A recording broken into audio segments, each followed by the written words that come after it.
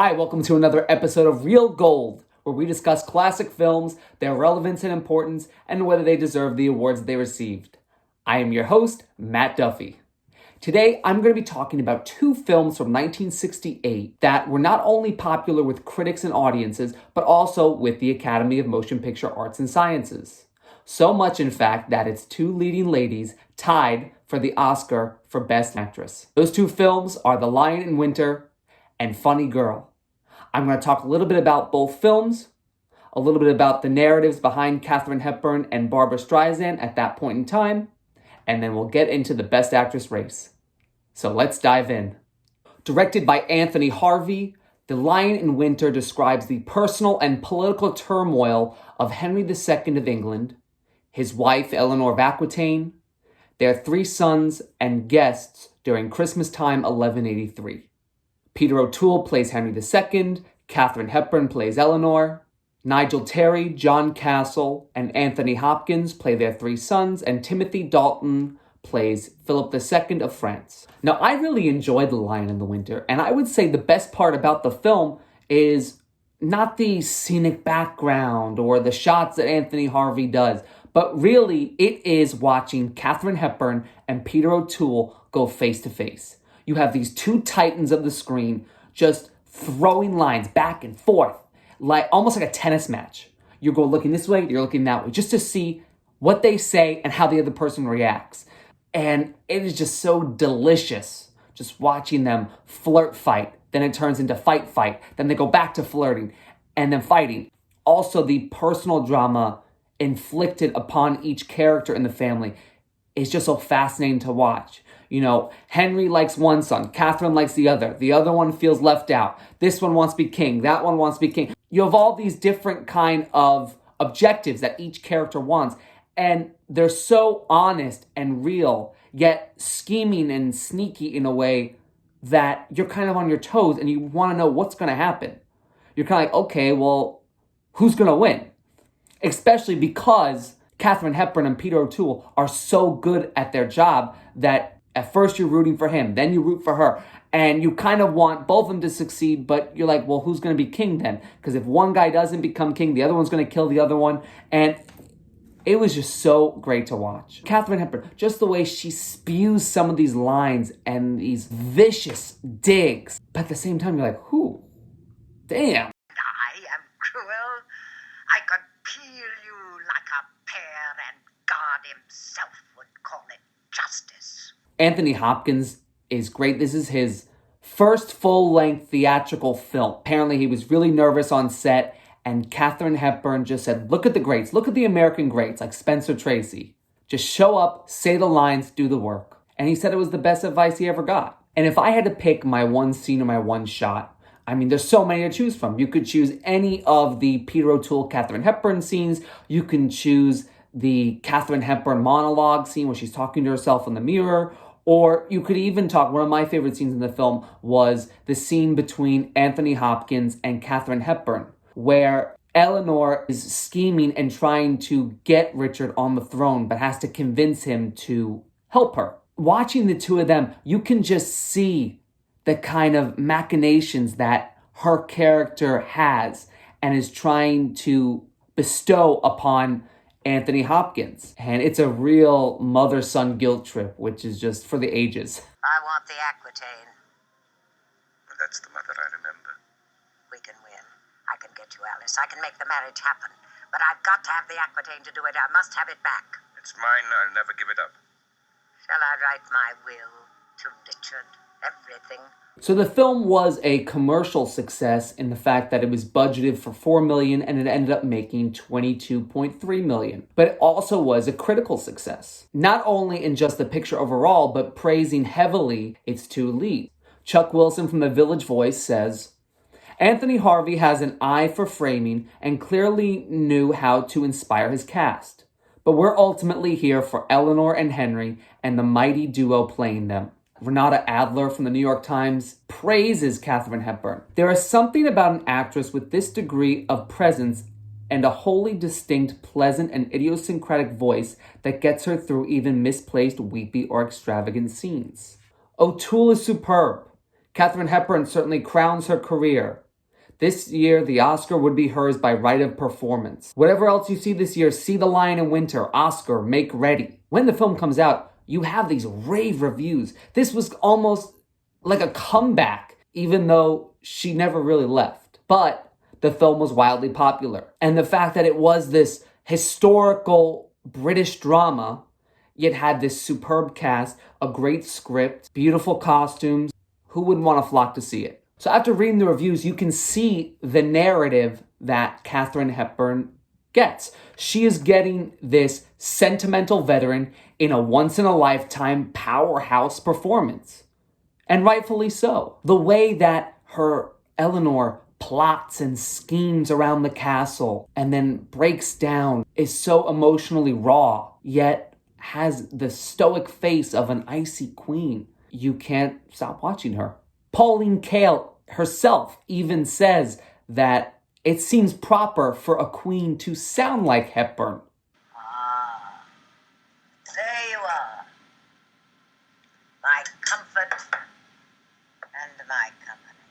Which leads us to our next Best Actress winner in literally the role of a lifetime. I would argue one of the best breakout debut film performances ever. Funny Girl was directed by William Wyler and loosely tells the story of the life and career of Broadway star Fanny Brice and her tumultuous relationship with suave businessman Nicky Arnstein. Barbra Streisand plays Fanny. Omar Sharif is Nicky, with supporting performances by Kay Medford and Walter Pidgeon. She really is the greatest star of all in this film.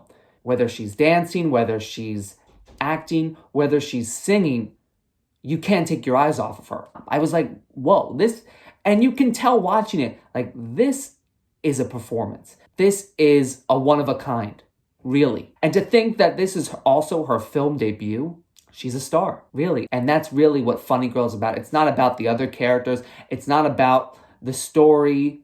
You're really there to watch Barbra Streisand and Barbra Streisand alone conquer this film. There are so many magnificent songs in the film. You know, if I had to pick my one scene, my one shot, how do you choose between, Don't Rain on My Parade? Told you you're allowed to rain on my parade. People. Are the luckiest people in the world.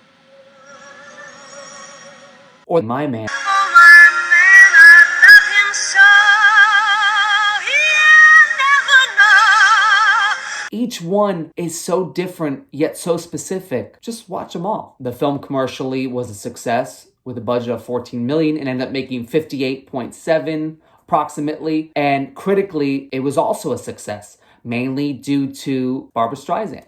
Roger Ebert writes, "She has the best timing since Mae West and is more fun to watch than anyone since the young Katharine Hepburn." Renata Adler from the New York Times writes, "When she is singing, she has a power, gentleness, and intensity that rather knocks all the props and sets and camera angles on their ear." So now you have the sentimental veteran versus the newcomer in the role of a lifetime. Who's going to get the gold?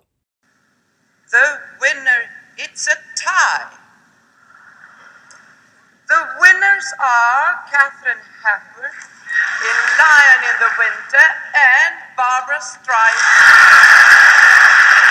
First, let's talk about the other three nominees in the Best Actress race.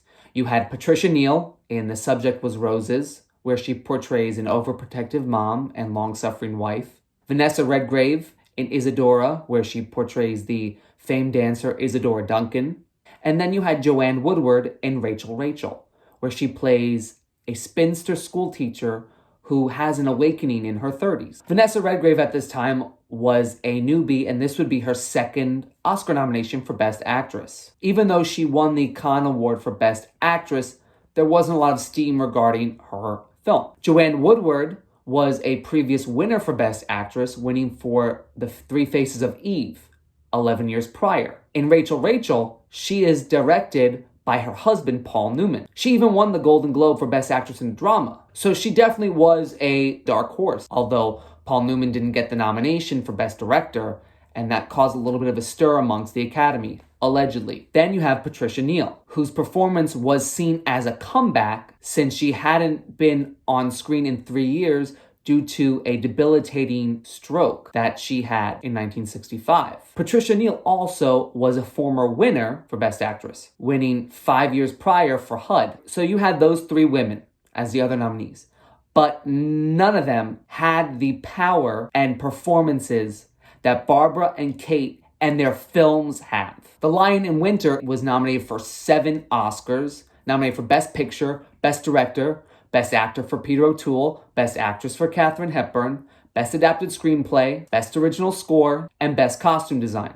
It would end up winning 3. It would win Best Actress, Best Adapted Screenplay, and Best Original Score. Funny Girl was nominated for 8 Academy Awards, including Best Picture, Best Actress for Barbra Streisand, Best Supporting Actress for Kay Medford, Best Cinematography, Best Film Editing, Best Scoring of a Musical Picture, Best Original Song for Funny Girl, and Best Sound. So you had these 2 films that scored a combined total of 15 nominations. The Oscars loves these kind of films. They love those Oscar baity historical dramas, and they love those bio musicals. I mean, look at The Queen, look at Dreamgirls, look at Ray, The Last King of Scotland, A Man for All Seasons, Chicago even. And look at the winner that year was Oliver, a musical. So you had these 2 films that were in major contention for awards that season. Lion in Winter won the Golden Globe for Best Drama, and it also won for Peter O'Toole for Golden Globe for Lead Actor in a Drama. Barbra Streisand won the Golden Globe for Lead Actress, but in the 60s, those didn't really correlate to Oscars like they do now. But it's still something to note. At the 41st Academy Awards, this is Barbra's first acting nomination, and this is Katharine's 11th. With this nomination, she breaks her tie with Bette Davis for overall acting Oscar nominations. So here we have the respected, multifaceted veteran versus the breakout newbie. At this time in her life, Barbra Streisand is a Tony nominee. She's won an Emmy. She's won multiple Grammys. So to say that she isn't well known is an understatement. So let's bring in the Academy president, Oscar winner Gregory Peck. In 1967, Gregory Peck was named the president of the Academy. One of the things that he wanted to do with the Academy was diversify its members. This was that period in time where there was an old guard of filmmaking and then this new wave of filmmaking and new stars that had come along with it. So Gregory Peck wanted to get some of those newcomers in there. And you can tell, even watching clips from those Oscars, those 2 or 3 years where he was president, there's a lot of youthful stars featured in the broadcast. And one of the ways that he wanted to diversify it was getting younger members. In late 1967, Barbra Streisand was announced as one of the new members of the acting branch. However, the problem arises at this point in time, she does not meet the provisions to be a member. During that period, in order to be a member, you had to either have appeared in a minimum of 3 major pictures or have been nominated for an Academy Award. In a Hollywood Reporter article, President Peck defended the decision to name Barbra Streisand as a member. She was a great star of the Broadway stage. She was acknowledged universally to be one of the outstanding talents of recent years. There was no question about her ability. It was within the discretion of the actors branch to accept her, and we had the privilege of doing that. So what Gregory Peck is really saying is that he sees talent when he sees it, and he knows she's going to be a star. He knows she already did Broadway, she's already done television, and she's already made an album. Movies are next. She's going to be a star. I know it. We're going to make her a member. And wouldn't it be interesting to think that a year and a half later, Barbra is nominated and votes for herself, that she would be the vote that makes the tie? It's kind of cool to think about. Whatever you think happened, it happened. They tied, and history was made. Hello, gorgeous. Now, this is also the first exact Oscar acting tie. In 1932, Friedrich March tied with Wallace Beery for Best Actor. Friedrich March was nominated for Dr. Jekyll and Mr. Hyde, and Wallace Beery was nominated for The Champ. However, back then, A film or nominee had to be within 3 votes of each other to tie. Wallace Beery actually received 1 vote less than Friedrich March. After this, that's when they decided it needed to be the exact number of votes. Now, the popularity of these films are still here today. I mean, The Lion in Winter was revived on Broadway in the 90s, starring Stockard Channing as the Katharine Hepburn role. It was also made for television in the mid-2000s with Glenn Close as the Eleanor role. Funny Girl, on the other hand, is known for its star. It's known for Barbra Streisand. That's Barbra's star vehicle. It was nominated for AFI's number 16 in their greatest musicals, number 41 in their greatest passions. People and Don't Rain on My Parade are ranked number 13, number 46 on their 100 Years, 100 Songs list. Even the famous quote, Hello Gorgeous, is number 81 on their famous movie quotes list. So the relevance and importance of these 2 films are still here today, as well as the iconic performances of these 2 actresses. And it's no wonder they tied, and if I had to choose, I wouldn't have it any other way. They are 2 deserving performances that are worthy of an Oscar, in my opinion. So I hope you guys take the chance to search out these films and watch them, because they are great. Great performances, great movies. What more could you want? Thank you guys so much for watching. Be sure to hit like, click subscribe. Don't forget to comment. And if you want to follow me on social media, I'm at MattDuffy33. So I'll see you guys soon with a new video.